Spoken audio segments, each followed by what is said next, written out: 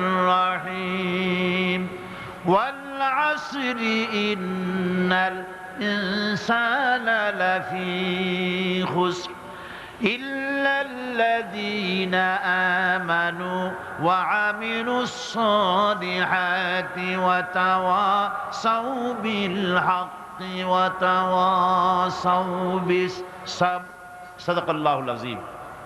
কি বলেন, খুব বড় সূরা, কোরআনে কারীমের সর্বকনিষ্ঠ ছোট্ট একটি সূরা। বিপুল সংখ্যক মুফাসসিরিনে কেরাম এই সূরাটিকে মক্কি সূরা হিসেবে তারা গণ্য করেছেন। সূরাটির বৈশিষ্ট্য হচ্ছে কয়েকটি শব্দের মধ্যে আল্লাহ পাক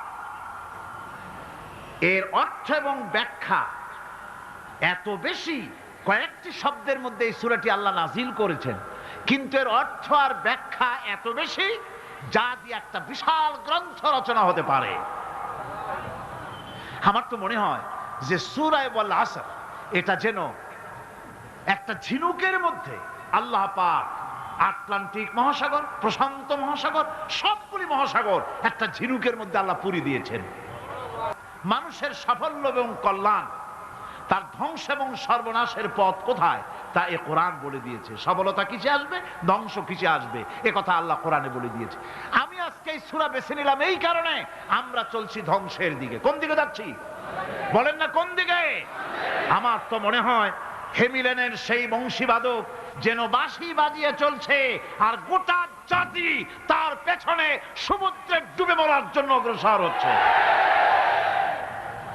বন্ধুগণ, আমি বলতে চাচ্ছি যে আজ আমরা সফলতা এবং ব্যর্থতা কিসে, লাভ আর ক্ষতি কিসে এটা বুঝতে পারছি না বলেই গোটা জাতির এই দুর্দিনে সূরা ওয়াল আসর এইটাই আমাদের আলোচনা করা উচিত বলে আমি মনে করি।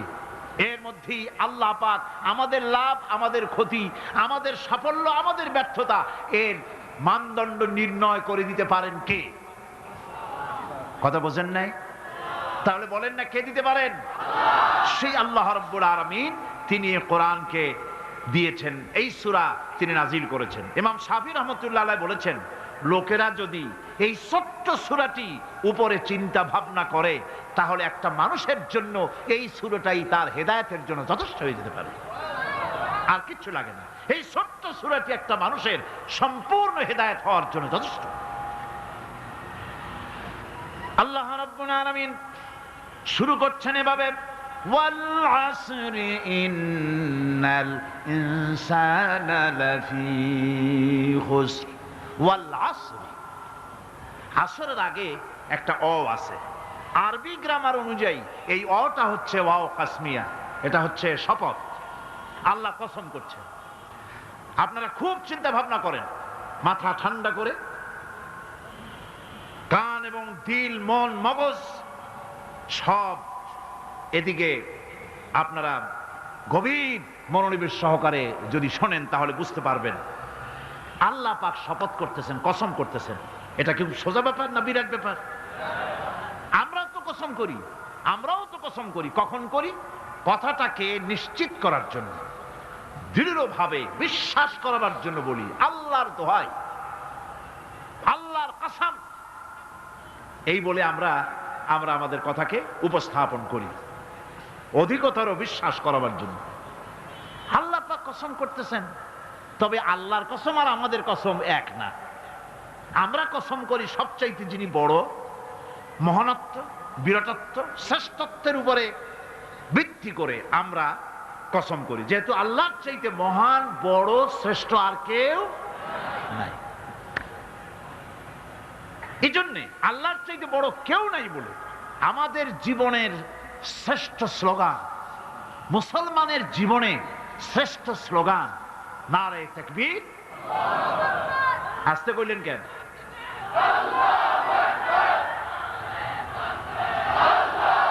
আল্লাহ হচ্ছেন বড়, তার থেকে বড় কেউ না। আমি চিন্তা করি মাঝে মধ্যে, কিছু মনে নেবেন না, আমি মাঝে মধ্যে চিন্তা করি যে সমস্ত রাজনৈতিক দলের লোকেরা মুসলমান, আর রাজনৈতিক মতপার্থক্য থাকতেই পারে, যে কোনো দল করতেই পারে, কিন্তু এমন রাজনৈতিক দল আমি কেন করব মুসলমান হয়ে যেই রাজনৈতিক দলের মিছিলে আর মিটিং এ আল্লাহু আকবার স্লোগান দেওয়া যাবে না। কারণ হচ্ছে আমি যখন দুনিয়া এসেছিলাম, আপনি যখন দুনিয়া এসেছিলেন, আপনার আমার কানে কি শোনানো হয়েছে কন্ত? আজান শোনানো হয়েছে। দুনিয়ায় এসে আমি প্রথম কি শুনেছি?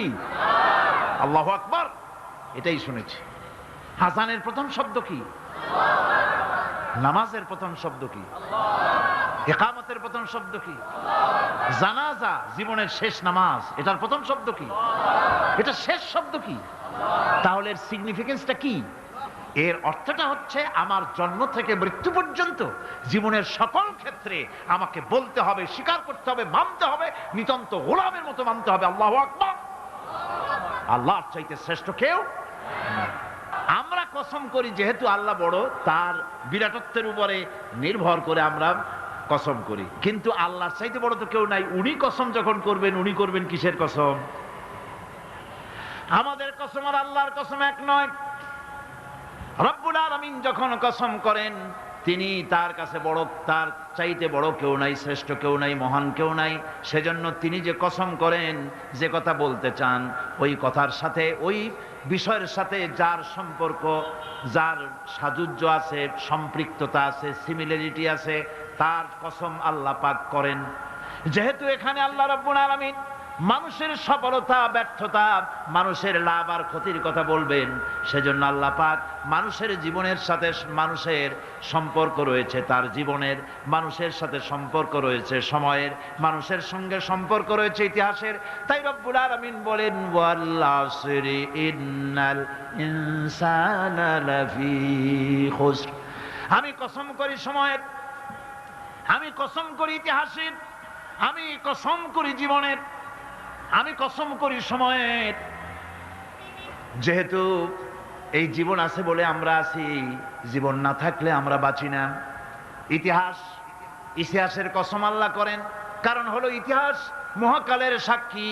এই মহাকালের দুষ্কৃতিকারা, তাদের দুষ্কৃতি যারা, তাদের দুষ্কৃত, তাদের দুষ্কৃত কর্ম, যা তারা যে খারাপ কাজ করেছে, সেই খারাপ কাজের ইতিহাস ধারণ করেছে। যারা সুকৃতি করেছে, তাদের সুকর্মগুলি ইতিহাস ধারণ করেছে। ইতিহাস হচ্ছে নীরব সাক্ষী। আল্লাহ বলেন আমি ওই ইতিহাসের সাক্ষী, আমি জীবনের সাক্ষী, আমি সময়ের সাক্ষী। যেহেতু সময় কারো জন্য বসে থাকে না। সময়ের ব্যাপারে হযরত ইবনে কাইয়্যিম রাহমাতুল্লাহ আলাইহি তিনি বলেছেন, মা মাদা ফিদ দুনিয়া আহলামুন ওয়া মা বাকিয়া মিনহা আমানি। মা মাদা ফিদ দুনিয়া আহলামুন, আমি আমার জীবনের যে অংশ ফেলে এসেছি এটা আমার স্বপ্ন। ওয়া মা বাকিয়া মিনহা আমানি, আর যেটা আমার সামনে জীবন বাকি আছে ওটা হচ্ছে আমার আকাঙ্ক্ষা। ওয়াল ওয়াক্তু বাইনাহুমা দায়ুন, আর এর মাঝখান থেকে সময় চলে যাচ্ছে।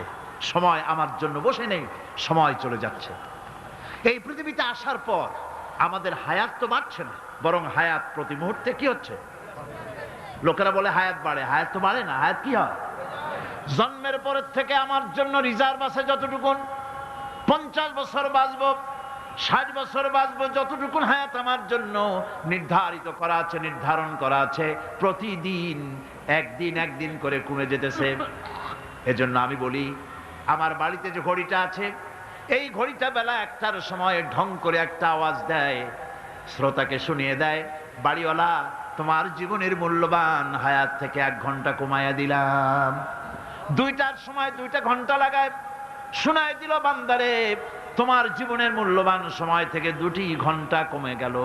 এমনি করে দিন গেল, মাস গেল, বছর গেল, আমাদের হুঁশ হলো না। সময় চলে গেল তাস খেলে খেলে, সময় চলে গেল আমাদের খেলাধুলা করে, শয়তানি বদমাশি করে। সময় কতটুকুন পেলাম? কিয়ামতের দিন, বিচারের দিনটা যেটা হবে, আল্লাহ রাব্বুল আলামিন বলেন বিচারের দিনটাই লম্বা হবে 50 আলফা সানা মিম্মা তাউদ্দুন। বিচারের দিনটা লম্বা হবে কত বছর? 50,000 বছর। কত বছর? দুনিয়ায় যেভাবে তুমি হিসাব করো, দুনিয়ার গণনা অনুযায়ী হাসরের বিচারের দিনটা হবে 50,000 বছরের মতো লম্বা। এক কিতাবে দেখেছি, তিনি লিখেছেন হিসাব করে কিয়ামতের ওই দিনটার হিসাবে 50,000 বছর একটা দিন লম্বা, ওই হিসাবে পৃথিবীতে যারা 60 বছর বাঁচলো সে যেন আখেরাতে 2 মিনিট দুনিয়ায় বাঁচলো। চিন্তা করেছে? মাত্র 2 মিনিট। 60 বছর যারা হায়াত পেল 2 মিনিট বাঁচলো। এই 2 মিনিটের জন্য কত হাঙ্গামা, কত মারধর, কত সন্ত্রাস, ক্ষমতার জন্য লড়াই, হ্যান করেঙ্গে ত্যান করেঙ্গে, লাঠি কে আন্দার মুগুর ভরেঙ্গে, শক্তির ঠেলায় অস্থির। আমার বন্ধুগণ, সময় চলে যাচ্ছে, স্রোতের মতো করে কারোর জন্য সময় অপেক্ষা করতেছে না। আমাদের মৃত্যু প্রতি মুহূর্তে কাছে চলে আসতেছে। এই জন্য শায়ের বলেছেন, আগাহ আপনি মৌত সে কোই বশর নেহি, আগাহ আপনি মৌত সে কোই বশর নেহি, সামা সো বরস কে হ্যাঁ পল কি খবর নেহি। মৃত্যু সম্পর্কে আমাদের কারো জানা নাই, যে কোনো মুহূর্তে মৃত্যু আমাদের কাছে এসে যেতে পারে। মৃত্যু সম্পর্কে কিছুই জানা নাই, অথচ প্রতি মুহূর্তে আমরা মৃত্যুর দিকে এগিয়ে চলছি। মাল সামান 100 বছর কি ধরে খাবো তাও জমা করে রেখেছি, কিন্তু এক মুহূর্তের খবর নাই। মাহফিলে এসেছি, বাড়ি যেতে পারবো নিশ্চয়তা নাই। আছে? বলেন আছে? আপনি বাড়ি যাও ভালো, বসেছেন, দাঁড়াতে পারবেন এই নিশ্চয়তা আছে? নাই। সুতরাং সূরার যে সময়ের উপরে কসম করে মূলত সময়ের অপরিসীম গুরুত্ব সম্পর্কে আল্লাহ পাক মানুষকে বুঝাই দিতেছেন। সময়ের দাম দাও। আমাদের সময় চলে যায় গান শুনতে শুনতে, আশ্চর্য মলম বিক্রি করা দেখতে দেখতে, তাস পাশা খেলতে খেলতে সময় চলে যায়, কেউ খেয়াল করে না। সময় বলতে অতীত কালও হতে পারে, আবার বর্তমানও হতে পারে। আর বর্তমান কাল কোনো কালই না। বর্তমান কাল কোনো কাল নয়। প্রতি মুহূর্তে ভবিষ্যৎ এসে বর্তমান হয়, আর প্রতি মুহূর্তে বর্তমান কি হয়? অতীত হয়ে যায়। বর্তমান কাল বলে কোনো কাল নাই। প্রতি মুহূর্তে অতীত হয়ে যাচ্ছে। এই যে আমি মাহফিলে বসছিলাম প্রথম এসে, ওইটা কি এখনো বর্তমান আছে? এই যে বর্তমান কথা বলছি, এটা অতীত হয়ে যাচ্ছে। সুতরাং বর্তমান কাল নাই। আল্লাহ পাক অল আসরের সময়ের কসম করে বলছেন। যদি আমরা চিন্তা ভাবনা করি তাহলে আমরা লক্ষ্য করব আমাদের আসল মূলধন সময়। আসল মূলধন কি? জীবনের আসল মূলধন কি? সময়। ইমাম রাজি রহমতুল্লাহ আলাইহি এই পর্যায়ে এক বুজুর্গের ব্যক্তির কথা তিনি আলোচনা করেছেন। তিনি বলেছেন যে একটা লোক, তিনি সূরা আল আসর এর ব্যাখ্যা তিনি বুঝতেছিলেন না। ব্যাখ্যাটা কি? এই মাথার মধ্যে ঘুরপাক খাচ্ছিল এর ব্যাখ্যা কি? একবার তিনি বাজারে ঢুকলেন, তারপরে তিনি শুনতে পেলেন বাজারের এক প্রান্ত থেকে একজন চিল্লায় বলতেছে, সেই ব্যক্তির উপরে রহম করো যার পুঁজি গলে যায়, সেই ব্যক্তির উপরে রহম করো যার পুঁজি গলে যায়। উনি চিন্তা করলেন পুঁজি এবার গলে কেমনে? উনি দৌড়ে গেলেন, যায় দেখেন যে যে ব্যাটা চিল্লাচ্ছে সে হচ্ছে বরফ বিক্রেতা। কি বিক্রেতা? বরফ, বরফ, আইস। এখন এই বরফ বিক্রেতা সে চিল্লায় বলতেছে, সেই ব্যক্তির পরে রহম করো যার পুঁজি কি গলে যায়। সূর্যের তাপ বাড়তেছে আর বরফ গলে যাচ্ছে। সে বুঝাতে চাচ্ছে যে আমার এই বরফটা জমাট থাকা অবস্থায় তোমরা কেউ কেনো, যেহেতু আমার পুঁজি তো এর মধ্যে আমি ইনভেস্ট করেছি। এটা যদি পানি হয়ে যায় তো পানি তো কেউ কিনবে না, এটা তো যেখানে সেখানে পাওয়া যায়। বরফ পাওয়া যায় না বলেই তো আমি বরফ কিনে আনছি। তোমরা আমার প্রতি দয়া করো, তাড়াতাড়ি করে বরফটা কিনে নিয়ে যাও। ইমাম রাজি রহমতুল্লাহ আলাইহি বলেন, বুজুর্গ ব্যক্তি চিৎকার মেরে বললেন, আল্লাহু আকবার, আমি কিন্তু এই বরফ বিক্রেতার ঘোষণার মধ্য দিয়ে সূরা আল আসরের তাফসীর আমি বুঝে ফেলেছি। তার মানে হলো বরফ বিক্রেতা যেভাবে বলতেছে সেই ব্যক্তির উপরে রহম করো যার পুঁজি গলে যায়, আমারও তো একটা পুঁজি আছে, ওই পুঁজির নাম হায়াত। প্রতি মুহূর্তে আমার পুঁজি তো গলে যেতেছে, আমার পুঁজি তো গলে যায়, প্রতি মুহূর্তে কমে যেতেছে। আহারে, এই পুঁজি যে গলে গেল ধরে রাখতে পারলাম না, এই জন্য কিছুই তো করতে পারি নাই। সূরা আল আসরের ভিতরে মানুষের আয়ুষ্কাল দেওয়া হয়েছে, বরফ গলে যাওয়ার মতো দ্রুত সে আয়ু কমে যাচ্ছে। একে যদি নষ্ট করে ফেলা হয়, ভুল কাজে ব্যয় করা হয়, সেটাই হচ্ছে মানুষের মূল ক্ষতি। মানুষের মূল ক্ষতি। ব্যবসায় ক্ষতিগ্রস্ত হয়েছে, এটা মূল ক্ষতি নয়। স্বাস্থ্য হারাইছে, মূল ক্ষতি নয়। রাজনীতিতে ব্যর্থ হয়েছে, মূল ক্ষতি নয়। জীবনে মন্ত্রিত্ব হারাইছে, মূল ক্ষতি নয়। মূল ক্ষতি প্রতি মুহূর্তে সময় নষ্ট হচ্ছে, এটাই মূল ক্ষতি।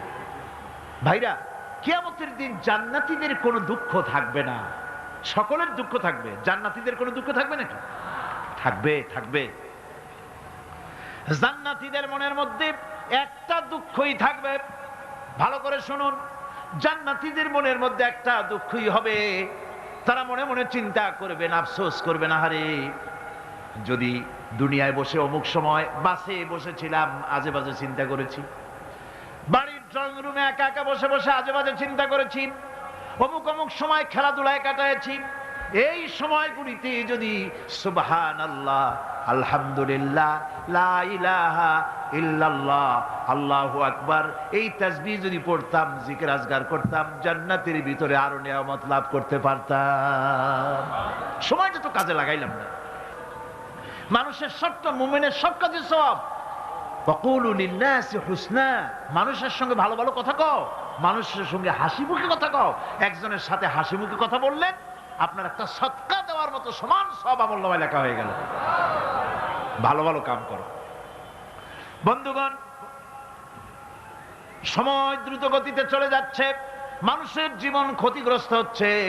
ক্ষতি থেকে বাঁচতে পারবে চারটা গুণ যার মধ্যে আছে, বাকি সব ক্ষতিগ্রস্ত হয়ে যাবে। আমার ভাইয়েরা, এই কথাগুলি বলে আল্লাহ পাক যেন এরকম একটা দৃষ্টান্ত দিলেন। আপনি যদি পরীক্ষার হলে গিয়া দেখেন, ছাত্ররা পরীক্ষা দিতেছে, পরীক্ষার জন্য নির্ধারিত সময় কতটুকুন? 3 ঘন্টা। 3 ঘন্টা, 3 ঘন্টা। আপনি গিয়ে দেখলেন কোন একজন পরীক্ষার্থী পরীক্ষা দিতে গিয়ে আর একদিকে তাকায় আছে, আকাশের তারা গুনতেছে, অথবা সে গল্প করতেছে, অথবা পরীক্ষা বাদ দিয়ে আজে বাজে কিছু লিখতেছে।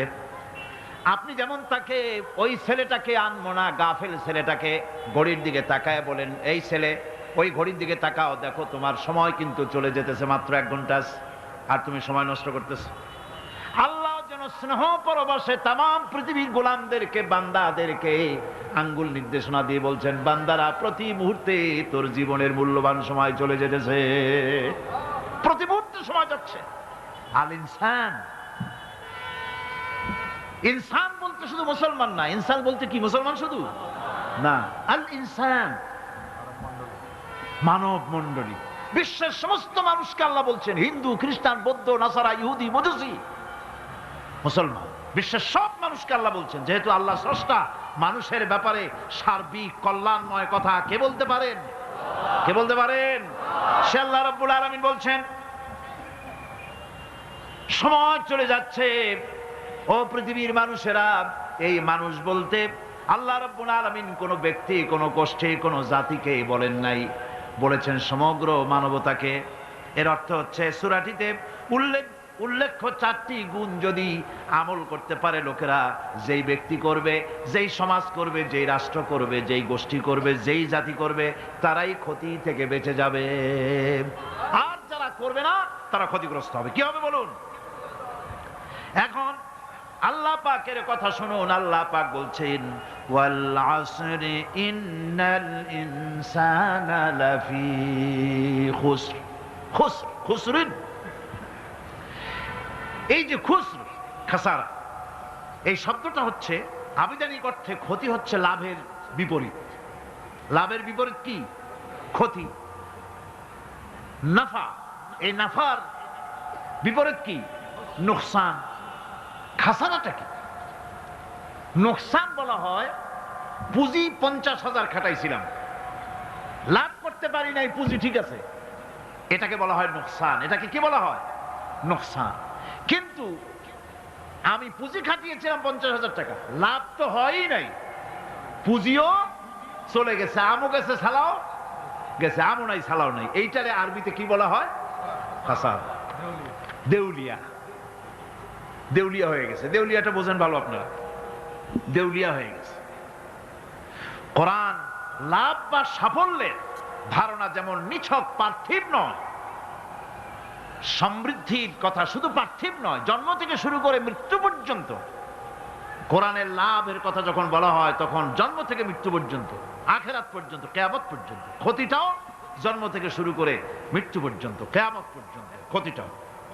এই ক্ষতি থেকে বাঁচাবার জন্য কোরআনে কারিমে বিভিন্ন জায়গায় এই খাসারা শব্দ ব্যবহার করা হয়েছে। আল্লাহ রাব্বুল আলামিন বলছেন, ওয়ামান খাফফাত মাওয়াজিনুহু ফাউলাইকাল্লাযীনা খাসিরু আনফুসাহুম বিমা কানু বিআয়াতিনা ইয়াযলিমুন। যাদের পাল্লা ভারী হবে কিয়ামতে তারাই হবে সফলকাম, আর যাদের পাল্লা হালকা হবে, নেকির পাল্লা যাদের হালকা হবে তারা হবে ক্ষতিগ্রস্ত, তারা নিজেদের ক্ষতি নিজেরাই ক্ষতি সাধনকারী হবে কিয়ামতের দিন। কাজে মানুষের জীবনের সমুদয় কার্যাবলীর ভালো অংশ যদি খারাপ অংশের উপরে বিজয়ী হয়, তারপরে খারাপ অংশ পাওনাদারদের দিয়ে টিয়া, এরপরে যদি নেকি কিছু বাকি থাকে তাহলে বোঝা গেল লোকটা কিয়ামতে নাজাত পাবে। আর যদি ভালো কাজের উপরে খারাপ কাজ বিজয়ী হয়ে যায় আর সমস্ত পাওনাদারদেরকে পাওনা মিটাইয়া তারপরেও পাপ বাকি থেকে যায়, এক চাইতে খাসারা পৃথিবীতে, আকাশে, জমিনে কিছু আর হবে না। এর থেকে বাঁচার জন্য আল্লাহ পাক এই খাসারা থেকে বাঁচার জন্যই মানুষকে এই কথা বলছেন। এই কথাটি কোরআনে কারিমের অন্য একটি আয়াতে আরো সুন্দর করে বলা হয়েছে, যারা নাকি এই দুনিয়ার বুকে যারা নিজেদের পুঁজি খাটাইছে, জীবনের পুঁজি সুদ কামাইতে খাটালো, জীবনের পুঁজি খাটালো হারাম কামাইয়ের ভিতরে, অন্যায় কাজের ভিতরে, যারা জীবনের পুঁজিকে আল্লাহর দ্বীনের কাজে লাগাতে পারে নাই, তাদের সম্পর্কে বলা হচ্ছে খাসিরাদ দুনিয়া ওয়াল আখিরাতা যালিকা হুয়াল খুসরানুল মুবিন। খাসিরাদ দুনিয়া ওয়াল আখিরাত, দুনিয়াও ক্ষতিগ্রস্ত, আখিরাতেও ক্ষতিগ্রস্ত। এটা হচ্ছে তার জন্য সুস্পষ্ট ক্ষতি, এর থেকে বড় ক্ষতি আর কিছুই হতে পারে না। আল্লাহ পাক কোরআনে কারীমে অন্যত্র বলেছেন, ওয়ানুনাজ্জিলু মিনাল কুরআনি মা হুয়া শিফাউন ওয়া রাহমাতুন লিল মুমিনিন ওয়া লা ইয়াজিদু যালিমিনা ইল্লা খাসারা। আমি এই কোরআন অবতরণের পরিক্রমায় এমন সব বিষয় অবতীর্ণ করেছি যা মুমিনদের জন্য নিরাময় এবং তাদের জন্য রহমত, আর জালিমদের জন্য ক্ষতি ছাড়া আর কিছুই বৃদ্ধি পায় না। জালিমদের জন্য ক্ষতি বৃদ্ধি পায়, আর যারা মুমিন তাদের জন্য এর মধ্যে নিরাময় আছে, এর মধ্যে রহমত আছে। অর্থাৎ যারা এই কোরআনকে যারা নিজেদের আইনের কিতাব হিসেবে গ্রহণ করেছে, কোরআনকে তাবিজের কিতাব হিসাবে নয়, ধর্মীয় কিতাব হিসাবে নয়, কোরআন সংবিধান। কোরআন কি? কোরআনকে যারা সংবিধান হিসাবে মেনে নিয়েছে, কোরআনকে যারা সংবিধান হিসাবে গ্রহণ করলো ব্যক্তি, পরিবার, সমাজ, রাষ্ট্রে, তাদের যাবতীয় মানসিক, বুদ্ধিবৃত্তিক, নৈতিক, তামাদ্দুনিক রোগের নিরাময় হবে, এর দ্বারা শান্তি হবে।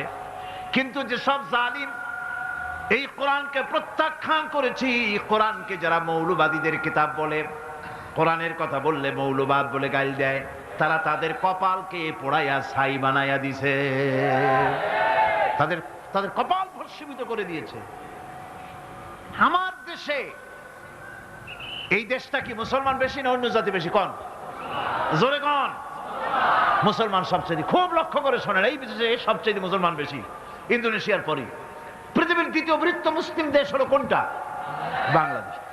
এই দেশে ইসলামরে যত গালি দেওয়া হয়েছে, কোরআনকে যত গালি দেওয়া হয়েছে, আলেমদেরকে যত গালি দেওয়া হয়েছে, রাসূলুল্লাহকে যত গালি দেওয়া হয়েছে, ইসলামী আদর্শকে যত গালি দেওয়া হয়েছে, পৃথিবীতে কোন দেশে এইভাবে ইসলামকে গালি দেওয়া কোথাও হয় নাই।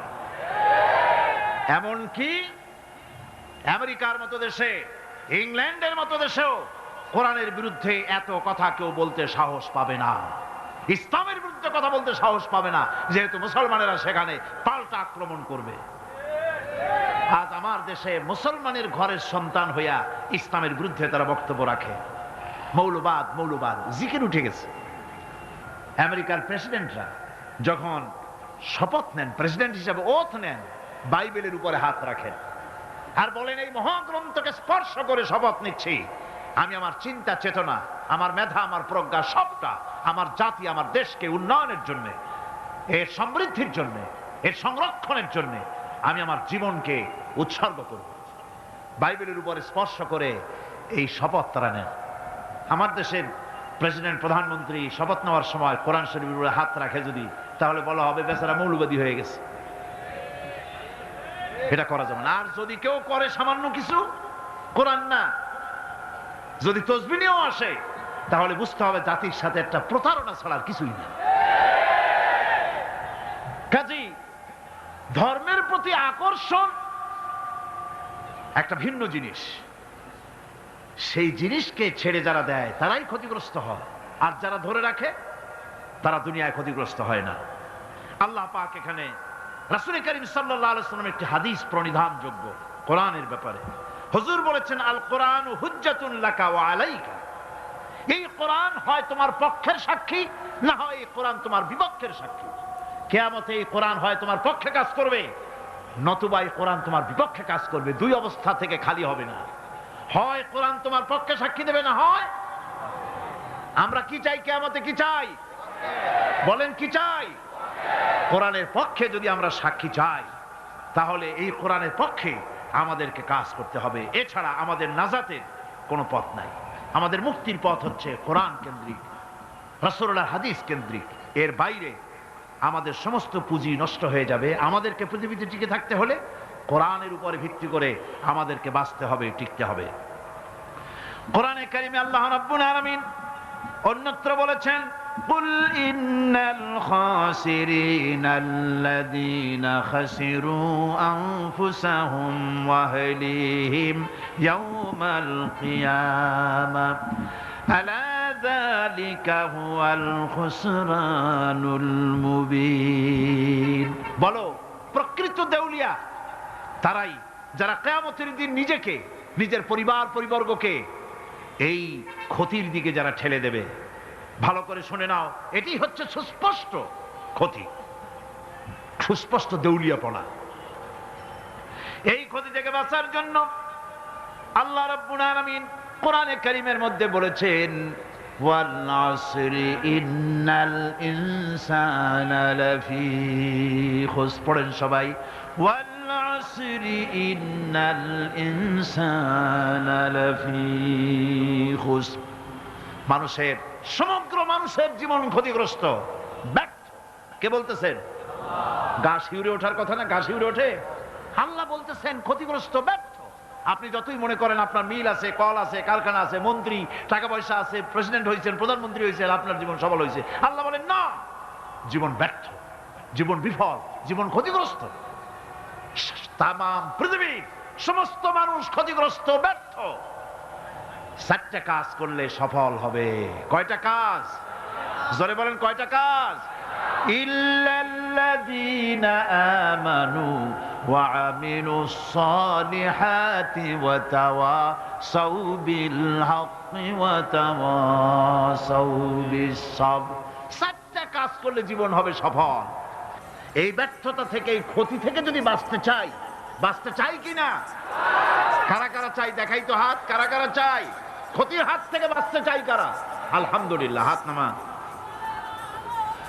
ক্ষতির হাত থেকে যারা বাঁচতে চান, আল্লাহ রাব্বুল আলামিন তাদের জন্য ফর্মুলা পেশ করেছেন, ইল্লাল্লাযীনা আমানু ওয়া আমিলুস সালিহাতি ওয়া তাওয়াসাউ বিল হাক্কি ওয়া তাওয়াসাউ বিস সাবর। আল্লাহ পাক বলেন 4টি কাজ করলে জীবন সফল হয়ে যাবে। কয়টা কাজ? 4টা কাজ করলে জীবনটা সফল হয়ে যাবে। 1 নম্বরে ঈমান। 1 নম্বরে কি? ঈমান। এটাই হচ্ছে ফাউন্ডেশন। ক্ষতি থেকে বাঁচার জন্য প্রথম যে গুণটি, সেটির নাম হচ্ছে ঈমান। ইসলামে ঈমানের স্থান সর্বপ্রথম, তারপরে হচ্ছে ইসলাম। ঈমান আগে, তারপরে কি? ইসলাম। ইসলাম হচ্ছে বীজ, ঈমান হচ্ছে বীজ, আর ইসলাম হচ্ছে চারা, গাছ। এটা হচ্ছে ভিত্তি। এই ভিত্তিকে সর্বপ্রথম মজবুত করতে হবে ঈমানের ভিত্তি। ঈমানের ভিত্তি দুনিয়ায় ঈমানের আহ্বান জানাবার জন্যই আল্লাহ রাব্বুল আলামিন সমস্ত নবী এবং রাসূলদেরকে পৃথিবীতে পাঠিয়েছেন ঈমানের আহ্বানের জন্য। দুনিয়ার সমস্ত নবীদের দাওয়াত ছিল ঈমানের দাওয়াত। কিসের দাওয়াত? এই ঈমানের দাবিটা আসছে, এই দাওয়াতটা এসেছে আল্লাহর কাছ থেকে। কার কাছ থেকে? দেখুন, পৃথিবীর ভিতরে কোন নবীদের কথার সাথে আরেকজন নবীর কথার কোনো বৈপরীত্য হয় নাই। সমস্ত নবীদের কথা একরকম ছিল। কয় রকম? একজন নবীর সঙ্গে তার বক্তব্যের সাথে আরেকজন নবীর বক্তব্যের কোনো গুণগত মৌলিক কোনো পার্থক্য ঘটে নাই, অসঙ্গতি হয় নাই। কারণ নবীরা আম্বিয়া আলাইহিমুস সালাম নিজেরা বানিয়ে কথা রচনা করে তারা মানুষের সামনে পেশ করে নাই। সমস্ত নবীদের কাছে যত দাওয়াত এসেছে একটা অফিস থেকে এসেছে। সে অফিসটা হচ্ছে কার? আল্লাহ রাব্বুল আলামিনের। তাই দুনিয়ার সমস্ত পয়গম্বরদের দাওয়াত ছিল না ইলাহা ইল্লাল্লাহ, লা ইলাহা ইল্লাল্লাহ, লা ইলাহা, লা ইলাহা ইল্লাল্লাহু মুহাম্মাদুর রাসূলুল্লাহ। এটাই ছিল সমস্ত নবীদের দাওয়াত। কোরআনে কারীম তার ধারক এবং বাহক সম্পর্কে বলে যে তিনি যে দাওয়াত দিয়েছেন সে দাওয়াতটা হলো ঈমানের দাওয়াত। আমাদের নবী তিনি এসে যে দাওয়াত দিয়েছেন সে দাওয়াতটা কিসের? কোরআনে কারীম বলছি, ربنا إننا سمعنا مناديا ينادي للإيمان। হে আমাদের রব, নিশ্চয়ই আমরা এমন একজন আহ্বায়কের আহ্বান শুনেছি যিনি আমাদেরকে ঈমানের দাওয়াত দিয়েছেন। এমন কোন পয়গম্বর নাই দুনিয়ায় যিনি ঈমানের দাওয়াত দেন নাই। সকলেই ঈমানের দাওয়াত মানুষের সামনে, বিশ্ববাসীর সামনে পেশ করেছেন। কোরআনে হাকিম স্পষ্ট একটা সীমারেখা দুনিয়ার মানুষের সামনে পেশ করে পৃথিবীর মানুষগুলিকে দুটি শ্রেণীতে বিভক্ত করে দিয়েছে। একটি হচ্ছে ঈমান পোষণকারী, আর একটি হচ্ছে অবিশ্বাসী। একটা ঈমান পোষণকারী আর একটা অবিশ্বাসী। ঈমান পোষণকারীরা সত্যশ্রয়ী, তারা হচ্ছে জ্ঞান এবং নূরের সম্পদে সমৃদ্ধ। আর দ্বিতীয় দলটি হচ্ছে কাফের, জালিম, মূর্খ। তারা হেদায়েতের রাস্তা তাদের জন্য অবরুদ্ধ। কোরআনে কারীম এই দুইটি দল সম্পর্কে উল্লেখ করতেছেন, মাসালুল ফারিকাইনি কাল আ'মা ওয়াল আসাম্মি ওয়াল বাসীরি ওয়াস সামিঈ হাল ইয়াস্তাবিয়ানি মাসালান আফালা। কোরআন শরীফ বলছে, হাল ইয়াস্তাবিয়ানি মাসালান আফালা তাযাক্কারুন। দুইটি শ্রেণীতে আল্লাহ পাক ভাগ করে দিয়েছেন। একটা শ্রেণী হচ্ছে অন্ধ, বোবা, বধির। আরেকটি যারা শুনতে পায়, চোখে দেখতে পায়। এ দুটি কখনো এক নয়, সমান নয়। এ দুটির রাস্তা আলাদা। কাফেরের রাস্তা আর ইমানদারদের রাস্তা সম্পূর্ণ ভিন্ন। আল্লাহ রাব্বুল আলামিন ঈমান এবং কুফরের পার্থক্য বলে দেওয়ার জন্য গোটা মানব জাতির মধ্যে স্পষ্ট করে বলেছেন, লা ইকরাহা ফিদ-দীন ক্বাদ তাবায়্যানার রুশদু মিনাল গায়ব। দ্বীনের ব্যাপারে জোর জবরদস্তি নেই। এখানে হেদায়েতের পথ এবং গোমরাহি, হেদায়েতকে গোমরাহির পথ থেকে সম্পূর্ণ আলাদা করে দেওয়া হয়েছে। লা ইকরাহা ফিদ-দীন, দ্বীনের ব্যাপারে কোনো জোর জবরদস্তি নাই। যারা ধর্মনিরপেক্ষবাদী তারা এই আয়াতটাকে নিজেদের মতবাদকে প্রতিষ্ঠার লক্ষ্যে অনেক সময় কাজে লাগায়। দুটি আয়াতকে তারা বেশি ব্যবহার করে। একটা হচ্ছে লাকুম দীনুকুম ওলিয়া দিন, আর একটা হচ্ছে লা ইকরাহা ফিদ্দিন। এই দুইটি আয়াতকে ধর্ম নিরপেক্ষবাদীরা ব্যবহার করে।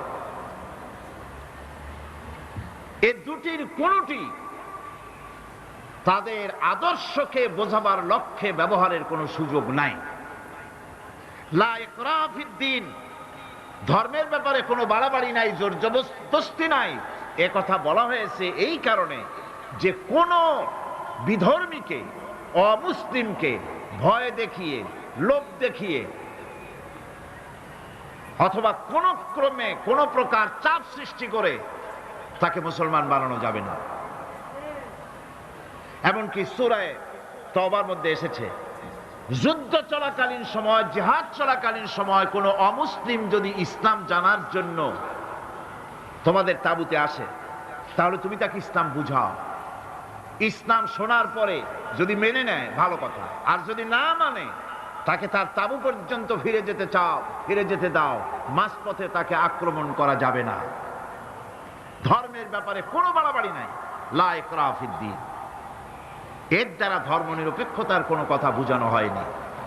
আর লাকুম দীনুকুম ওয়ালিয়া দিন, এটা ছিল কাফেরদের সেই বক্তব্যের প্রেক্ষিতে যেখানে কাফেররা বলেছিল মুহাম্মদ সাল্লাল্লাহু আলাইহি ওয়াসাল্লাম, আসুন আমরা এক কাজ করি, সেটা হলো ধর্ম নিয়ে আমাদের মধ্যে যে বাকবিতণ্ডা হচ্ছে, আমরা ধর্মকে 50-50 ভাগ করে নিই। কিছুদিন আমরা গিয়া আপনার আল্লাহরে সেজদা দেই, আর কিছুদিন আপনারা আমাদের মূর্তিগুলিকে প্রণাম করুন। এই প্রস্তাব যখন রাখল, আল্লাহ রাব্বুল আলামিন সূরা কাফিরুন অবতীর্ণ করে দিলেন, কুল ইয়া আইয়ুহাল কাফিরুন লা আ'বুদু মা তা'বুদুন। হে কাফেরেরা, হে অবিশ্বাসীরা, নবী আপনি বলুন, হে অবিশ্বাসীরা, তোমরা যার ইবাদত করো আমরা তার ইবাদত করি না, আবার আমরা যার ইবাদত করি তোমরাও তার ইবাদত করো না। সুতরাং লাকুম দীনুকুম ওয়ালিয়া দীন, সুতরাং তোমাদের দিন তোমাদের জন্য, আমাদের দিন আমাদের জন্য। এখানে নিরপেক্ষতার কথা বলা হয় না, এখানে পক্ষের কথা বলা হয়েছে। কিসের পক্ষ? ধর্মের পক্ষ। কিসের পক্ষ? হিন্দু, খ্রিস্টান, বৌদ্ধ, তোমরা তোমাদের ধর্মের পক্ষে থাকো। মুসলমান, তোমরা তোমাদের ধর্মের পক্ষে থাকো। ধর্মের ব্যাপারে নিরপেক্ষ হওয়ার কোনো সুযোগ নাই। আছে নাকি সুযোগ? আমি পার্লামেন্টে বলেছি এই কথা, যে একটা ধর্মের উপরে বিশ্বাস করে নিজেকে একটা ধর্মের পক্ষের ব্যক্তি হিসাবে ঘোষণা করে কেউ বলছে, দাবি করছে আমি হিন্দু, কেউ বলছে আমি বৌদ্ধ, কেউ বলছে আমি খ্রিস্টান, কেউ বলছে আমি মুসলমান। নিজেকে একটা ধর্মের বিশ্বাসে বিশ্বাসী ঘোষণা করার পর আমি ধর্ম নিরপেক্ষ, এই কথাটা মিথ্যা, বানোয়াট, জালিয়াতি, প্রতারণা, মুনাফিক। কোন ধর্মের অনুসারী ব্যক্তি ধর্ম নিরপেক্ষ হতে পারে না। কেবলমাত্র নাস্তিক, যারা আল্লাহরে মানে না, আল্লাহকে স্বীকার করে না, ওরা বলতে পারে আমরা ধর্ম নিরপেক্ষ, ধর্মের ব্যাপারে আমরা নিরপেক্ষ, গুলো মানি না, বিশ্বাস করি না। কিন্তু যারা ধর্মে মানে, সেদের যে ধর্মেরই হোক না কেন, সে ব্যক্তি ধর্ম নিরপেক্ষ যদি দাবি করে, এটা মিথ্যে কথা, এটা মুনাফিকি ছাড়া আর কিছু হতে পারে না। মুসলমানকে, যে কোনো জাতিকে যে ধর্মে আছে ধর্মের পক্ষে থাকার কথাই বলা হয়েছে। এখন আমি বলতেছিলাম ইমানের কথা। ইমান আগে আনতে হবে। ইমান সম্পর্কে আল্লাহ রাব্বুল আলামিন বলতেছেন, ইমান হলো আগে, তারপরে ইসলাম। আবার ইমান আনার আগে আবার কুফরি একটা শব্দ আছে, সেটা হলো ফামান ইয়াকফুর বিত্তাগুতি ওয়া ইউমিন বিল্লাহি ফাকাদ ইসতামসাকা বিল উরওয়াতিল উসকা লা ইনফিসামা লাহা ওয়াল্লাহু সামিউন আলীম। ফামান ইয়াকফুর বিত্তাগুত, যে ব্যক্তি তাগুতকে অস্বীকার করেছে, সর্বপ্রথম তাগুতকে অস্বীকার করতে হবে। ওয়া ইউমিন বিল্লাহ, আর এরপরে আল্লাহর উপরে যে ঈমান আনলো, ফাকাদ ইসতামসাকা বিল উরওয়াতিল উসকা, সেমন এক শক্ত অবলম্বন ধারণ করলো যা তাকে কোনো কিছুই বিচ্ছিন্ন করবে না, ধ্বংস করে দেবে না। সুবহানাল্লাহ। এখন সত্যিকারের ঈমানদারের পরিচয়টা কি? কোরআনে কারীম সত্যিকারের ঈমানদারের পরিচয় এভাবে পেশ করতেছে, ইন্নামাল মুমিনুনা আল্লাযীনা আমানু বিল্লাহি ওয়া রাসূলিহি সুম্মা লাম ইয়ারতাবু وجاهدوا بأموالهم وأنفسهم في سبيل الله أولئك هم الصادقون। ঈমানের দাবিতে সত্যবাদী কারা?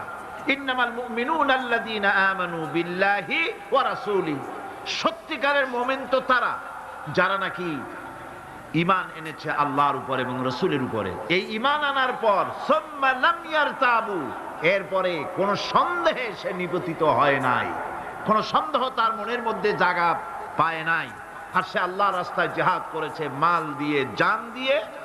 উলাইকা হুমুস সাদিকুন, এরাই হলো ঈমানের দাবিতে সত্যবাদী। সুম্মা লাম ইয়ারতাবু, অথবা এক বিন্দু সন্দেহ মনের মধ্যে জায়গা দেয় নাই, অর্থাৎ ঈমান আনছি কার উপরে? আল্লাহর উপরে। কার উপরে? আর তার রাসূলের উপরে। আল্লাহ এবং রাসূলের উপরে ঈমান আনার পর যারা আল্লাহ এবং রাসূলের বিধান জীবনের সকল ক্ষেত্রে মানতে পারে নাই, তারাই সন্দেহে নিপতিত হয়েছে। কথা বুঝতে পেরেছেন? তাদের সন্দেহ এই কোরআন মানুষের জীবন, তার সম্পদ, তার রাজনীতি, তার অর্থনীতি পরিচালনা করতে পারে না।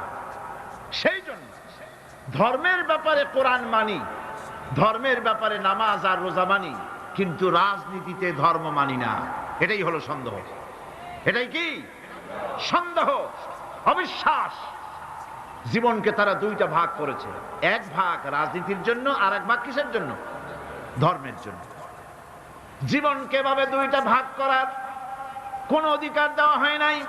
যারাই মুখে উচ্চারণ করেছে লা ইলাহা ইল্লাল্লাহু মুহাম্মাদুর রাসূলুল্লাহ, জোরে সোরে বলেন লা ইলাহা ইল্লাল্লাহু মুহাম্মাদুর রাসূলুল্লাহ। যারা জীবনকে, যারা নাকি ঈমান এনেছে, কালেমা বিশ্বাস করেছে, আল্লাহ এবং রাসূলের প্রতি ঈমান এনেছে, জীবনকে দুইটা ভাগ করার কোনো অধিকার নাই। যার কথা মতো নামাজ পড়ব, তার কথা মতোই রাজনীতি করব। যার কথা মতো হজ করব, যাকাত দিব, তার কথা মতো পার্লামেন্ট চালাবো। যার কথা মতো হজ করব, যাকাত দিব, সেজদা দিব, তার কথা মতোই বঙ্গভবন আর সেক্রেটারিয়েট চালাবো। যাকে মানি, যে আল্লাহরে সেজদা করি সারা জীবন, যে রাসূলকে মানি আমার নেতা হিসাবে, রাসূল হিসাবে, সে আল্লাহ এবং রাসূলের হুকুম অনুযায়ী আমার কোর্ট কাছারি, আদালত, শিক্ষাঙ্গন চালাবো। এটা যদি চালাই তবে আমি মুমিন, আর যদি না চালাই, সন্দেহে যদি নিপতিত হয়ে যায় যে কোরআন থাকবে মসজিদে, আমার পার্লামেন্টে কোরআন ঢুকতে পারবে না। কোরআন পার্লামেন্ট শুরু হওয়ার সময় একবার তেলাওয়াত হবে, কিন্তু তা আমল করা হবে না। অনুষ্ঠানগুলি শুরু হবে কোরআন দিয়ে, কিন্তু তা আমল করা হবে না। কোরআন তেলাওয়াত করে ব্যবসা প্রতিষ্ঠান উদ্বোধন করা হচ্ছে, কিন্তু সুদের টাকা দিয়ে ব্যবসা প্রতিষ্ঠান বানানো হলো। বিবাহ পড়ানো হচ্ছে কোরআনের আয়াত দিয়ে, কিন্তু যৌতুক গ্রহণ করা হারাম, সেই যৌতুক দিয়ে বিয়ে উদ্বোধন করা হলো। এমনি সকল ক্ষেত্রে নাফরমানি করে যে ঈমানের দাবি করলো, এই ঈমান ঈমান নয়, এর নাম মুনাফিকি। এখন এই কথাটা মনে রাখতে হবে যে ঈমান এমন এক বিষয় যা আবার মৌখিক দাবি করলেই হয় না। কেউ যদি পড়ে লা ইলাহা ইল্লাল্লাহ, মুসলমান কি হয়ে গেল? বলেন আপনি, ফতোয়া দেন, হয়ে গেল? খেরাত নে গর কে ভি দিয়া লা ইলাহা इल्लल्लाह तो क्या हासिल, दिलो निगाह मुसलमान नहीं तो कुछ भी नहीं। खिरत ने कर कह भी दिया ला इलाहा इल्लाल्लाह, মুখে আসলো আর স্বতঃস্ফূর্তভাবে বলে ফেললো লা ইলাহা ইল্লাল্লাহ, তো क्या हासिल, এতে কিছু এর দ্বারা কোনো উপকার হলো না। দিল নিগাহ মুসলমান হি তো কুছ ভি নেহি, অর্থাৎ তার মন তার মস্তিষ্ক লা ইলাহাকে বিশ্বাস করলো না, আমল করলো না, এই কালেমা পড়ার কোনো দাম নাই। এবার আল্লাহর ভাষায় শুনুন, আল্লাহ রাব্বুল আলামিন বলেন وَمِنَ النَّاسِ مَن يَقُولُ آمَنَّا بِاللَّهِ وَبِالْيَوْمِ الْآخِرِ وَمَا هُمْ بِمُؤْمِنِينَ। আল্লাহ রাব্বুল আলামিন বলছেন, লোকেদের মধ্যে এমন অনেক লোক আছে যারা মুখে বলে আল্লাহর উপর ঈমান এনেছি, পরকালকে বিশ্বাস করেছি। আল্লাহ বলেন ওমা হুম বিমুমিনিন, এরা মুমিন না। আল্লাহ কি বলছেন খুব লক্ষ্য করেন। একদিকে মুসলমান হইতে হলে বিশ্বাস করতে হবে কি আল্লাহর পরকাল, রাসূলের উপর ঈমান, এগুলি করতে হবে। একটা লোক ঘোষণা করলো যে আমি আল্লাহ এবং পরকালকে বিশ্বাস করি, এরপরে আল্লাহ পাক বলছেন ওমা হুম বিমুমিনিন, এরা মুমিন না, কারণ এই কথাগুলি তার মুখের মনের কথা না। সে ব্যক্তি, এরকম ব্যক্তি এ মাহফিলও থাকতে পারে, যদি থাকে আল্লাহ রাব্বুল আলামিন তাকে হেদায়েত নসিব করে দিন, আমরা বলি আমিন। সে লোকটিকে আমি আলোচনা করলে আপনি নিজেই বুঝতে পারবেন, যা ভুল তার কাছে ধরা পড়বে। আয়নার সামনে দাঁড়ালে পরে আয়না সব বলে দেয়, ঠিক কি না?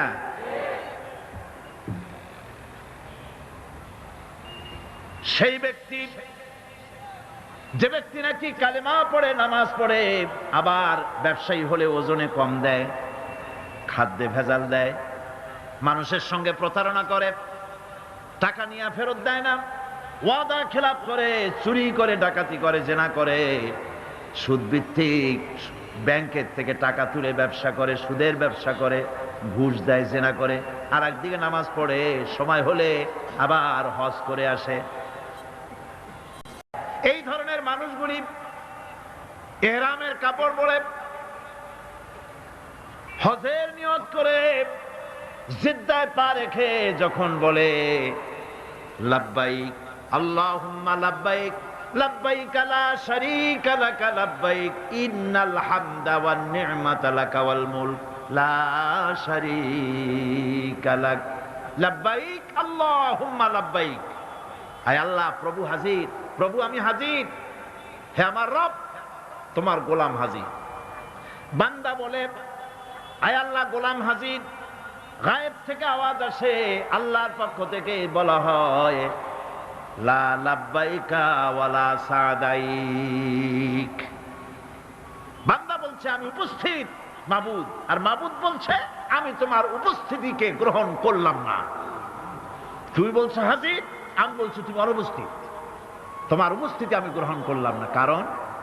কারণ তুমি যে টিকিট করে আসছো ওইটা হারাম টাকা, যে রামের কাপড় পরেছো ওইটা হারাম টাকা দিয়ে কেনা, মক্কা মদিনায় যে খরচ করবে, তাবুতে থাকবে, বাস ভাড়া দেবে, যা খাবে, জায়নামাজ কিনবা, তসবিহ কিনবা, মার্কেটিং করার জন্য যে টাকা আনছো, সব হারাম।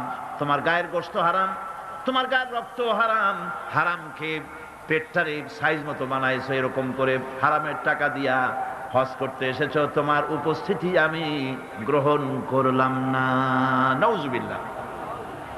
সুতরাং মুমিনের দাবি করলেই হবে না, ঈমানের দাবি করলেই হবে না, কাজে তা প্রমাণ করতে হবে। সেটা কি? সেটা হচ্ছে ইন্নাল্লাযীনা ক্বালু রাব্বুনাল্লাহু সুম্মা ইসতাকামু তাতানাজ্জালু আলাইহিমুল মালাইকা।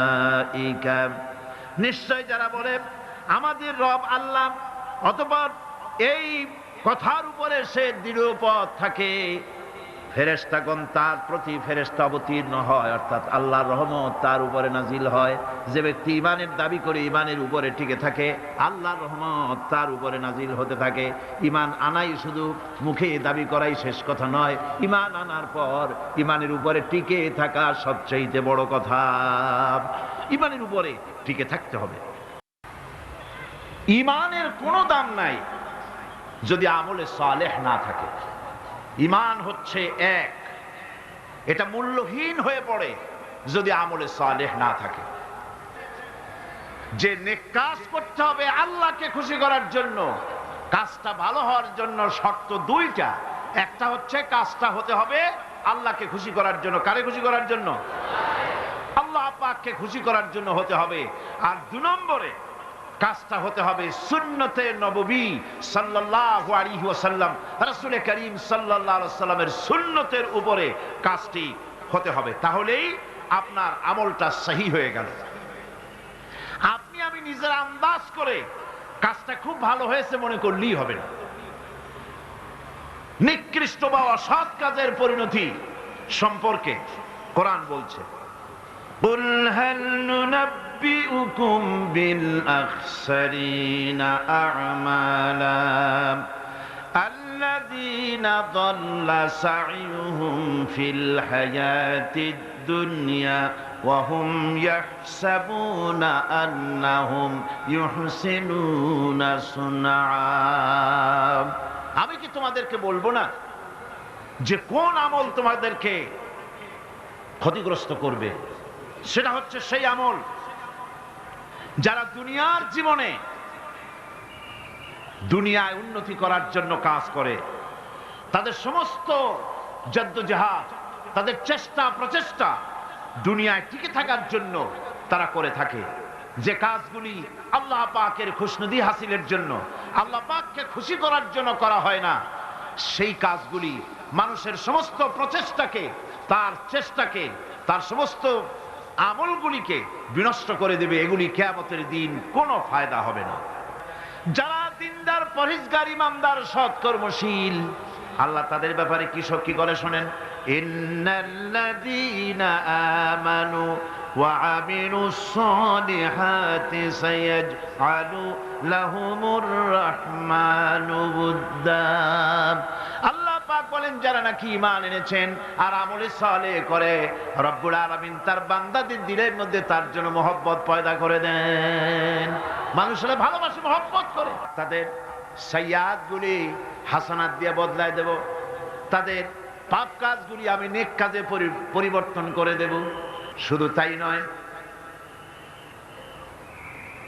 শয়তানের ওয়াসওয়াসায় পড়ে বান্দা যখন একটা গুনাহ করে, আল্লাহ বলে দিয়েছেন একটা গুনাহ লিখবি। আদম আলাইহিস সালামকে আল্লাহ পাক যখন দুনিয়ায় পাঠিয়ে দিলেন, হযরত হাওয়া যখন দুনিয়া আসলেন, আর শয়তানের বুজুর্গি সব শেষ হয়ে গেল। শয়তানে বলল, আল্লাহ আমার সব ইবাদত নষ্ট হইল আদমের জন্য।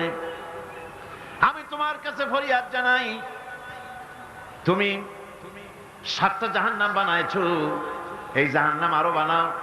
আমি তোমার এই জাহান্নামগুলি তোমার বান্দাগুলি দিয়ে, ওয়াসওয়াসা দিয়ে এই জাহান্নাম ভরে দেব।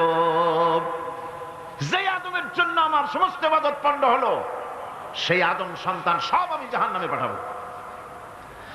আল্লাহ রাব্বুল আলামিন বললেন, এই কোরআন শরীফের ভিতরে আছে, আল্লাহ পাক বলেছেন, ও আমার ফেরেশতারা, শয়তান কি বলল শুনেছ? আমার বান্দা যখন শয়তানের ওয়াসওয়াসায় পড়ে একটা নেকের একটা গুনাহ নিয়ত করবে, গুনাহ করার নিয়ত করবে, গুনাহটা করে নাই, পাপ লিখবা না। গুনাহ করা হয়ে যাওয়ার পর একটা গুনার জন্য একটা গুনাহই লিখবা। আর যদি আমার বান্দা কোন একটি নেকির কাজের নিয়ত করেছে, হজের নিয়ত করেছে, হজে যায় নাই, মাদ্রাসা মসজিদে দান করবে, চট্টগ্রাম তাফসিরুল কোরআন মাহফিলে দান করবে, করে নাই এখনো, শুধু নিয়ত করেছে, নেক নিয়তের কারণে আমলনামায় একটা নেকি লিখে দিবা। আর যখন নেকের কামটা করা হয়ে যাবে, আল্লাহ পাক বলেন, মান জাআ বিল হাসানাতি ফালাহু আশরু আমসালিহা। নেকের কাজটা যখন করা হয়ে যাবে, আমার বান্দার আমলনামায় একটা নেকের পরিবর্তে 10টা গ্রেস মার্ক লাগাইয়া 10 গুণ বাড়াইয়া দিবা। সুবহানাল্লাহ। আমি বান্দা, আল্লাহ পাক বলেন বান্দার কোন আমলের উপরে আমি জুলম করি না। বান্দা যদি যে সব কাজ করবে সমস্ত নেক কাজের জন্য আমি তাকে সওয়াব দান করব। শুধু তাই না, সৎকর্মশীল ব্যক্তিদের রুজিতে আমি বরকত দিয়ে দিব। সুবহানাল্লাহ কোন। ভালো কাজ যারা করবে তাদের রুজিতে আল্লাহ পাক কি করবেন? فالذين آمنوا وعملوا الصالحات لهم مغفرة ورزق كريم। যারা ঈমান আনবে এবং ভালো কাজ করবে আমি তাদেরকে উত্তম রিজক দান করব। শুধু তাই নয়, আমলে সালিহ যারা করবে, সৎকর্মশীল লোকদের, তাদের জন্য রয়েছে আমার কাছে ক্ষমা, মাগফিরাত। وَإِنِّي لَغَفَّارٌ لِمَنْ تَابَ وَآمَنَ وَعَمِلَ صَالِحًا ثُمَّ اهْتَدَى।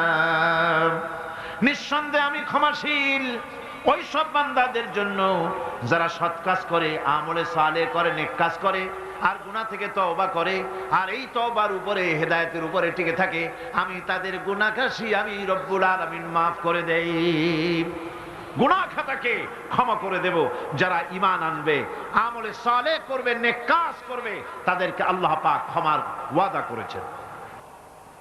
মানব গোষ্ঠীকে মহা ক্ষতি থেকে বাঁচাবার জন্য আল্লাহ পাক তৃতীয় যে পয়েন্টের কথা বলেছেন সেটা হচ্ছে হক। সেটা কি?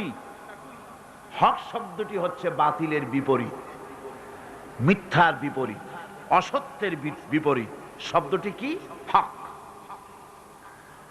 এর অর্থ হচ্ছে সঠিক, নির্ভুল, সত্য, ন্যায়, ইনসাফ ইত্যাদি এই কথার মধ্যে এসে যায়।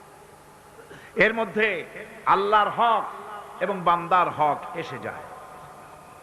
হকের দাওয়াত অর্থ হচ্ছে ঈমানদারদের সমাজ এরকম হবে না যে বাতিল মাথা উঁচু করে দাঁড়াবে আর হকপন্থীরা মাথা নিচু করে তারপরে চলবে, নাহকের বিরুদ্ধে কথা বলবে না, চুপ করে থাকবে। এটা ঈমানদার যে সমাজে বাস করে সেই সমাজের চিত্র এরকম হতে পারে।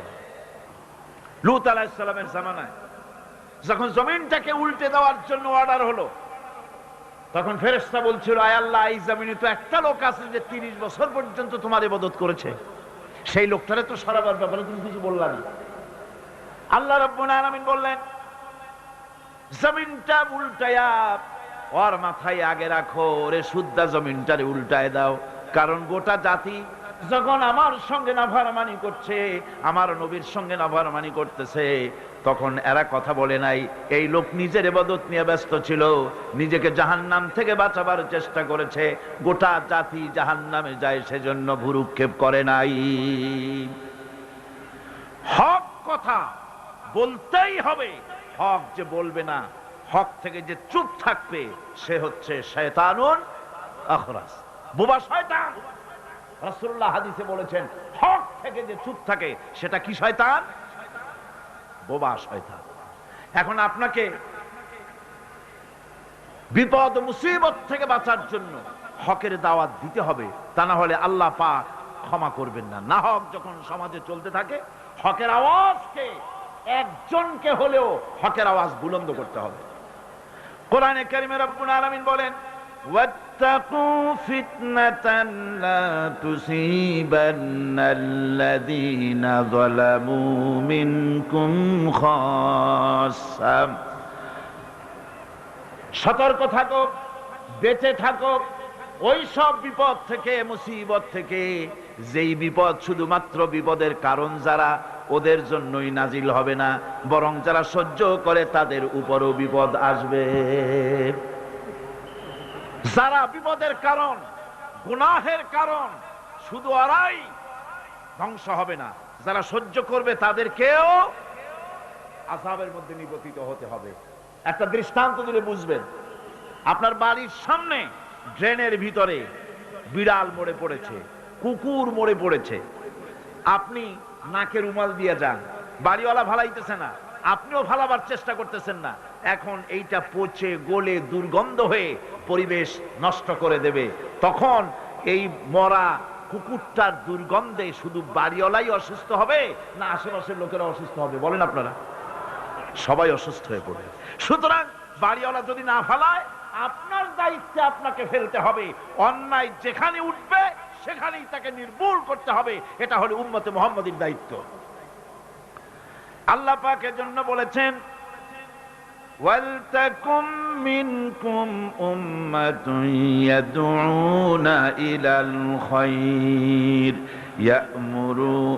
ইয়া'মুরুনা বিল মা'রুফ ওয়া ইয়ানহাউনা আনিল মুনকার ওয়া উলাইকা হুমুল মুফলিহুন।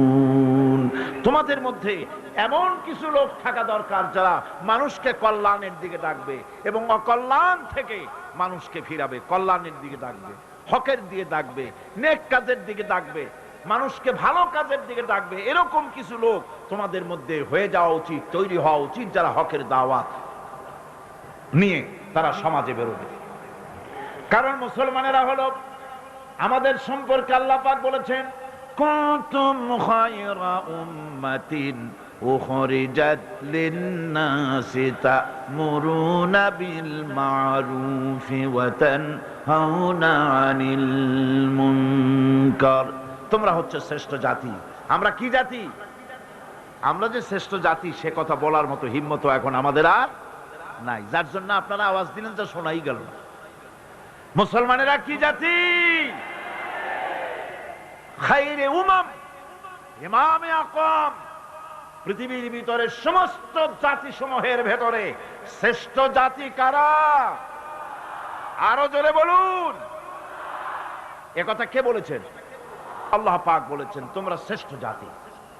তোমাদের দায়িত্ব হচ্ছে তা'মুরুনা বিল মা'রুফ ওয়া তানহাউনা আনিল মুনকার। তোমাদের দায়িত্ব হচ্ছে ভালো কাজের আদেশ করবে, অন্যায় কাজ থেকে মানুষদেরকে ফিরাবে। এটা হচ্ছে তোমাদের দায়িত্ব। এই দায়িত্ব যদি আমরা পালন করতাম তাহলে আমাদের সমাজের ভেতরে এই অন্যায় অসত্য টিকে থাকতে পারত না। আমরা মানুষকে ভালো কাজের আদেশ দেই না। ভালো কাজের আদেশ দিতে হলে ক্ষমতায় থাকতে হয়। আদেশ আর অনুরোধ এ দুটো কি এক জিনিস? আদেশ আর অনুরোধ দুটো কি এক জিনিস? আদেশ দিতে গেলে আদেশের জায়গায় পৌঁছাতে হয়। আদেশের জায়গায় না গিয়ে কাউকে হুকুম দেওয়া যায় না, অনুরোধ জানাতে হয়। গভর্নমেন্টের কাছে বিনীতভাবে অনুরোধ জানাই, সিনেমার অশ্লীলতার জ্বালায় টিকতে পারি না, রমজান মুবারক এসেছে, এই অশ্লীল সিনেমার ছবি নামায় ফেলা হোক, বিনীতভাবে অনুরোধ জানাই। এটা হলো অনুরোধ। আর আল্লাহ বলছেন ইসলামের ব্যাপারটা অনুরোধের ব্যাপার নয়, এটা হচ্ছে আদেশের ব্যাপার। ক্ষমতায় এমন লোক পাঠাতে হবে যে রমজান মাস এলে পরে অর্ডার দেবে, সিনেমার সমস্ত ছবি আর গান বন্ধ করে দাও। হোটেলের কোনো দরজা খোলা থাকতে পারবে না, কোন খাবারের দোকান মুসলমানদের খোলা থাকতে পারবে না। এটা হচ্ছে অর্ডারের কাজ। তা'মুরুনা বিল মা'রুফ, আমর, হুকুম, অর্ডার। অনুরোধ করে হয় না, এটা আদেশ দেওয়ার মাকামে যেতে হয়। সেই আদেশের মাকামে আমরা কি যেতে পেরেছি? পারিনি। আমাদের অবস্থা হচ্ছে মোল্লার দৌড় মসজিদ পর্যন্ত। এই কথাটা যে কে শুনাইছে আল্লাহই জানে। मोल्ला को जो मिला है मस्जिद में सजदे की इजाजत, मुल्ला को जो मिला है मस्जिद में सजदे की इजाजत, नालायक समझते हैं यही इस्लाम की आजाद। মৌলভী সাহেব মসজিদের ইমামতি পাইছেন আর মনে করেছেন যে আমি ইসলামের স্বাধীনতা পেয়ে গিয়েছি। ডিজি সাহেব যদি দাওয়াত দেয়, মন্ত্রী সাহেব যদি দাওয়াত দেয়, আনন্দে অস্থির হয়ে যায়। আরে বাপরে, ডিসি দাওয়াত দিছে, কি সোজা কথা, মরি কি বাঁচি, উঠি কি পড়ি। ওই জায়গা পার্লামেন্ট, সেক্রেটারিয়েট, বঙ্গভবন যেদিন কোরআনের দখলে আসবে সেই দিন অর্ডার দিয়ে অন্যায়কে বন্ধ করা সম্ভব হবে।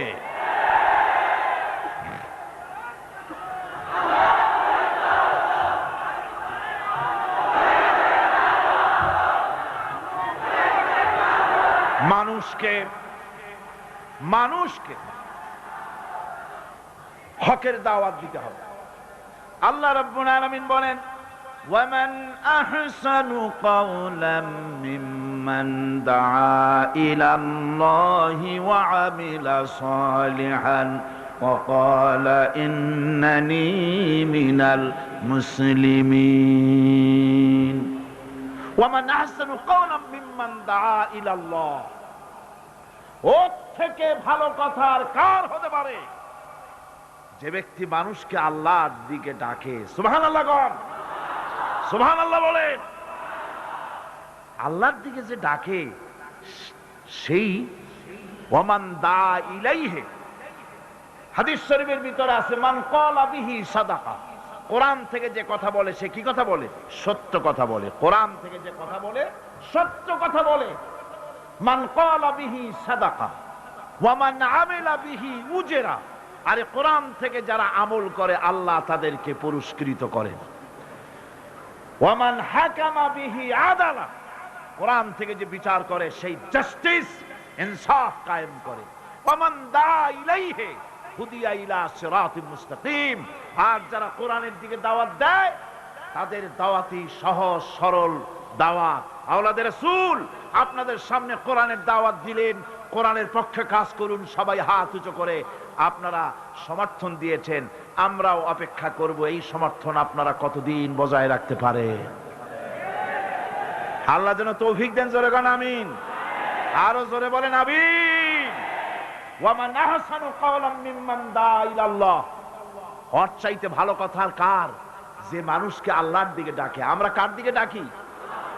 বিশ্বাস করুন, আমরা তো সমাজতন্ত্রের দিকে মানুষ ডাকি না। বলেন, আমরা কি সমাজতন্ত্রের দিকে মানুষ ডাকি? পুঁজিবাদের দিকে ডাকি, জাতীয়তাবাদের দিকে ডাকি, ধর্ম নিরপেক্ষ মতবাদের দিকে ডাকি। আমরা কার দিকে ডাকি? ধর্ম নিরপেক্ষ মতবাদ আল্লাহর তৈরি না মানুষের তৈরি? পুঁজিবাদ আল্লাহর না মানুষের? সমাজতন্ত্র আল্লাহর না মানুষের? জাতীয়তাবাদ আল্লাহর না মানুষের? আরে কোরআন কার? ইসলাম কার? সেই আল্লাহ রাব্বুল আলামিনের দিকে আমরা ডাকি।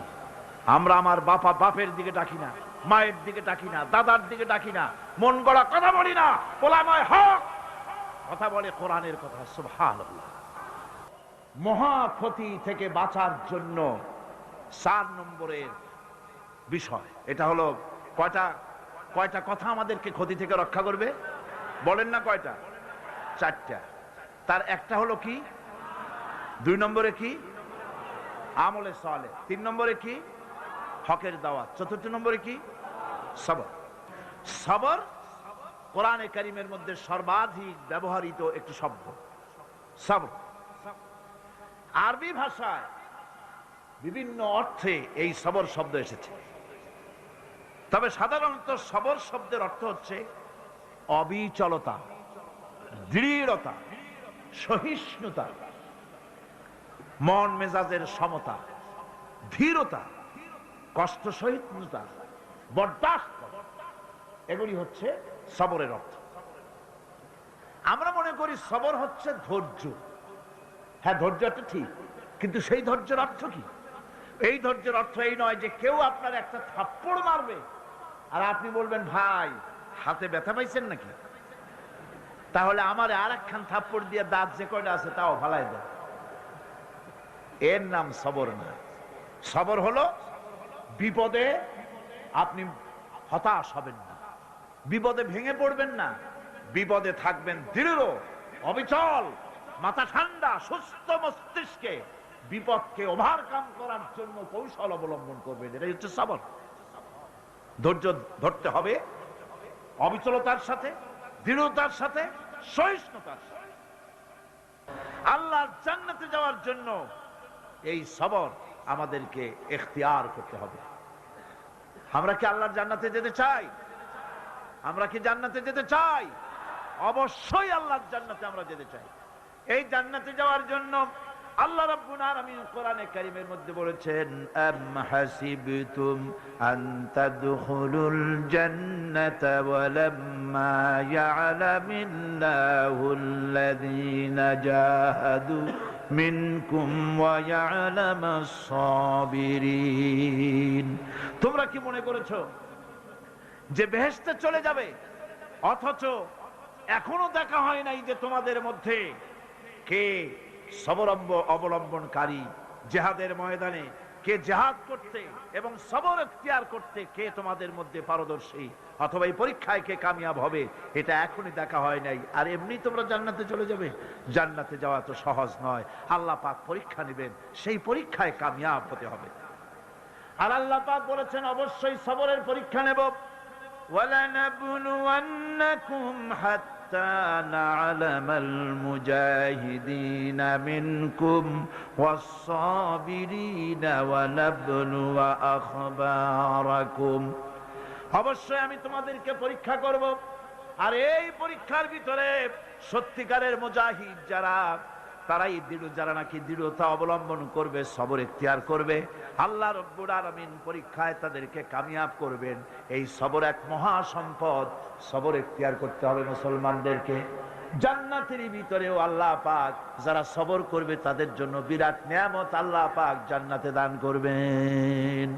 জান্নাতে যাওয়ার জন্য সবর একটা মহাগুণ। এই গুণ মুসলমানদের ভিতরে থাকতে হবে। যখন বিপদ আসে, মুসিবত আসে, রব্বুল আলামিন বলেন, বিপদ যখন আসে, মুসিবত যখন আসবে, বান্দা যারা মুমিন তারা পড়ে ইন্না লিল্লাহি ওয়া ইন্না ইলাইহি রাজিউন। নিশ্চয়ই আমরা আল্লাহর জন্য এবং আমাদের সকলকেই আল্লাহর কাছে ফিরে যেতে হবে। এই কথাটা মুমিনদেরকে বলতে হবে।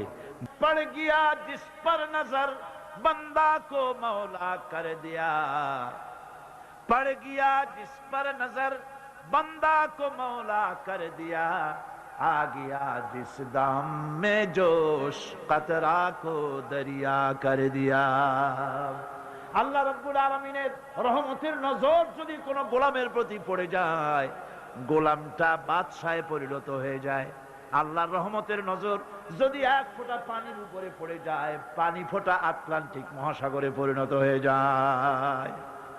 সে আল্লাহ রাব্বুল আলামিনের উপরে ঈমান এনে সৎ কাজ করে হকের দাওয়াত দিয়া সবর এখতিয়ার করলে পরে আল্লাহ পাক তাদেরকে জান্নাত দান করবেন। জান্নাতের সুউচ্চ মাকাম আল্লাহ পাক দান করে দিবেন।